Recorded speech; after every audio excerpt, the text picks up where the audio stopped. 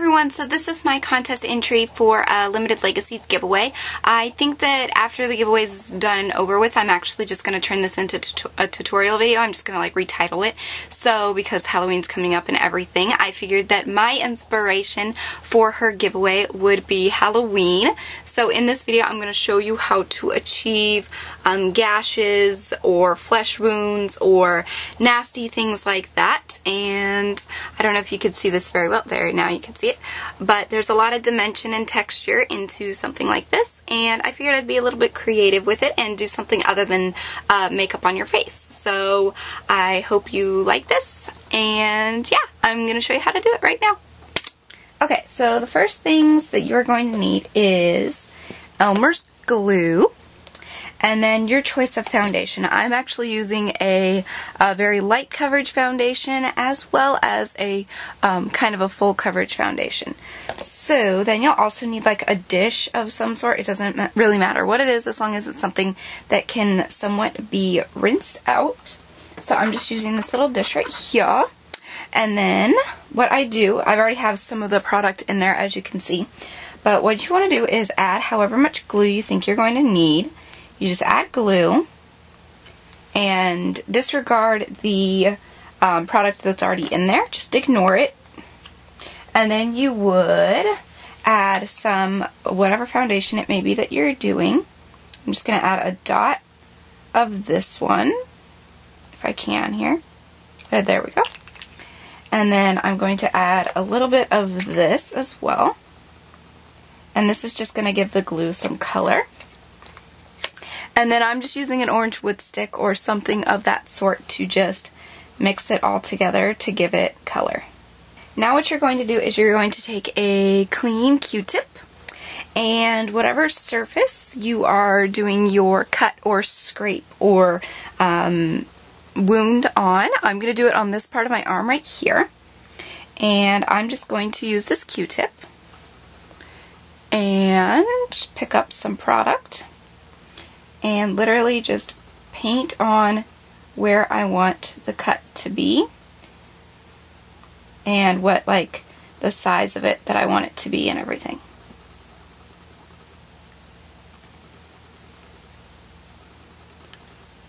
And do kind of a thick coat, and then you can make it kind of jagged on the sides. That's what I like to do. And then just remember to kind of blend out the edges a little bit.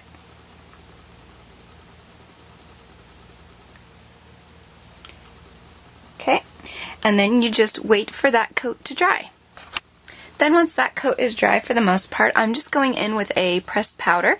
This is an NYC pressed powder, and I'm literally just taking a little bit and just pressing it along the top of the dried glue. And then after that, once that's on there, I'm actually going to take and do a second layer of the glue. So I'm just doing it all again. And the more layers of glue that you end up doing, the better your wound will turn out because it will be like thicker, if that makes any sense. So go ahead and apply as many coats as you want. Now once you've done as many coats as you want to do, I ended up doing 4, so you can see kind of the texture of it and what it looks like. Wait for it to get completely dry. As you can see, it's not smudging or anything while I do this because it is 100% dry. So most people do theirs, they cut the slit before they start doing the bruising and everything. I'm going to try something new this time and do all of the bruising and skin effects around and blending before I end up cutting. So the first thing that I'm actually going to use is this NYX blush right here. As you can see, it's in the color Natural, and this is just a cream blush like so. I'm going to simply just pick up a little bit on my finger like this, and I'm just going to go on here and just kind of blend it around the outside part of the wound. And blend, blend, blend, blend, blend, blend, blend. Basically, you're just trying to make it look like the skin is irritated. So that's what we're going for.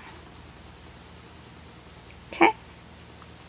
And then once that's on there, going to take your powder once again and just blend this in. just go over it lightly. Okay.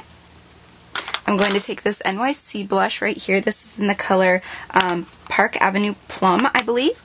And I'm just going to pick some of this up on my brush. I'm not even going to tap my product because I want this to be kind of like, I want to apply a lot at a time. So get more product, and I'm just blending this around. I'm just going somewhat in a circular motion and just blending this out, and I'm just making the skin look really irritated. Now I have this palette right here, and you can see my arm right now, but I'm going to go in with the blues and the purples to cause the bruising. For the purple, I'm going to use this like dark purple color. It's like a deep purple. And I'm just going in with a brush like this, just a small one. And I'm just picking the color up. And then I'm just going to tap off my product. This time I'm going to tap my product off. And then I'm just going to go in and around the edges, I'm just going to give some depth and dimension to the cut just by going in a circular motion. I'm using the circular blending method for this. And just adding some depth. And this is going to look like it's like bruised up and stuff. And just make sure it's blended very well. Once the purple is on, then I'm going to go around the outside edge right here with a dark blue. I'm going to be using this blue right here. And again, just do the same thing, except kind of blend the blue out into the skin. And at first it's just going to look really fake, but trust me, it'll look a lot better once we finish it. So I'm going to go ahead and put that on. Okay, now that the blue is all done, I'm actually going to go in around the outer part of that and use the same brush. I'm just going to wipe it off right here on a little piece of paper towel. And then I'm going to go in with a brown. I'm going to use this brown right here. It's kind of a lighter dark brown, if that makes any sense. Then I'm just going to tap off and then just make this really like messy right here. And you can see how it's just kind of, I don't know, just giving it kind of a burnt effect in a way. And get some more product. And it's just going to look really like irritated and burnt, and just, it's just giving it dimension to the wound that we're trying to go for. So I'm going to go ahead and apply that. Okay, now that the brown is on, you can see how it looks really textured because I did a circular pattern. So that's why it looks all textured and everything like that. Then we're just going to take our powder one more time and just very lightly blend out those edges of the brown. Now is the time where I'm going to open up the wound. So I'm just going to start in the middle, and I'm taking tweezers, just basic tweezers, and I'm just going to puncture a hole or create a hole in the center, just like this, as you can see. So it looks like the skin is kind of flapping. And then you literally just open it to whatever shape you want.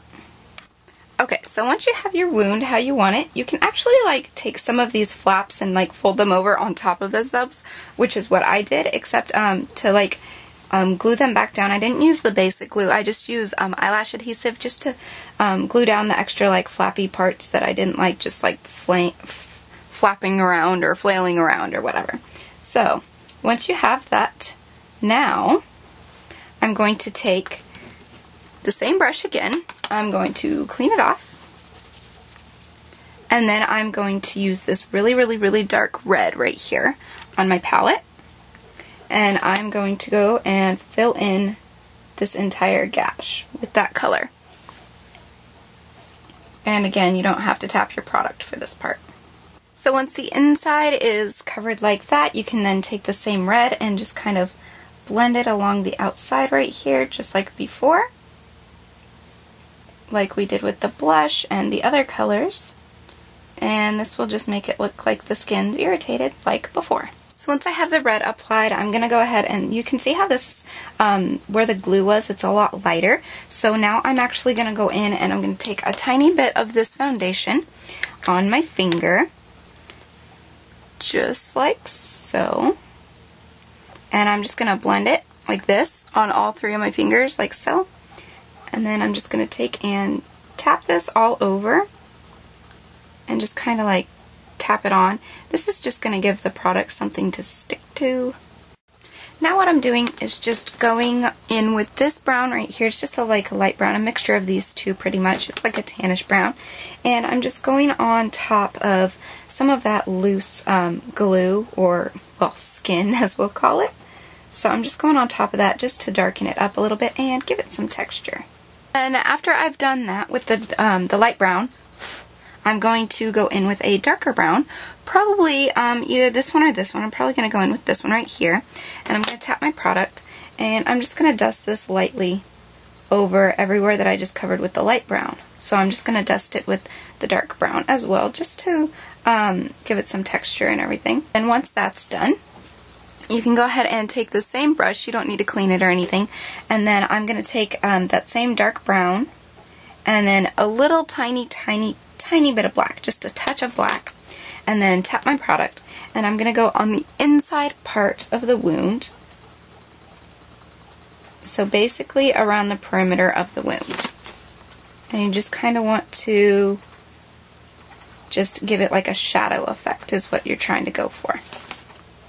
Okay, so once I've done the black around the edges, I'm actually going to take a little bit of the black and make like a couple lines in here that are just like random, and then just kind of like blend them, if that makes any sense. Just like a couple black like lines across and then down, and it just adds depth to the cut. You can skip this step if you want to, but I prefer to do this. Okay, just like that. So now it looks more realistic. Now again with the black and that same brush, we're going to take some black, really like less black than we usually would. I actually got some color, and now I'm just kind of wiping it off a little bit. And you're going to go and make like, whereas like the skin's pulling, just going to make some marks like that. Just randomly, wherever. You can make them by each other, across from each other, wherever you want on the outer part. So it looks like the skin is stretching in a sense. Now you can see it's like a crazy mess and it doesn't look very flattering. You just take that same brush, wipe it off a little bit, and then you just blend those black pieces. Just blend them into your skin pretty much.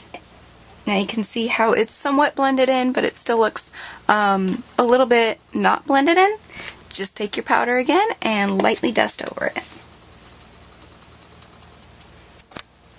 Okay, so there's that now, and now would be the time to either add more red into the internal part of the wound, or now is the time to go in with your fake blood. I personally do not have any fake blood, so I'm just going to use this dark red lip gloss that I happen to have that's very like creamy and stuff, so it's kind of liquidy and it looks like blood.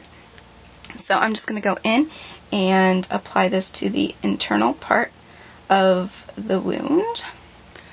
Alright, so there is that, and if you wanted to go in and darken up the skin a little bit more, you very well can, which is what I'm going to do right now with that same brush that I've been using.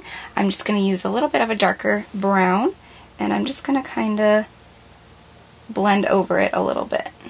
Okay, so another thing that I did really quick is I took that same brush and I took a little bit of the black and I just went in and made those lines again, and then I just went over it a little bit with the lip gloss just to make it, give it some green, grime, texture, crazy grossness. And so yeah, that's pretty much what I did. You can even add a little bit of blood here and there if you want to, like that maybe, and then a little touch of black to add into it, and then like dab it with maybe a tissue to blend it, and just play with it a little bit pretty much, and that's that.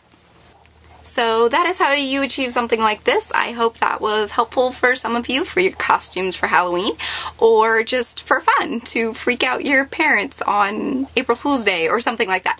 But anyway, I hope, like I said, I hope you guys liked this video, and I will be doing more Halloween tutorials, so stay tuned for those. And yeah, thanks for watching. I will talk to you guys next time. Bye!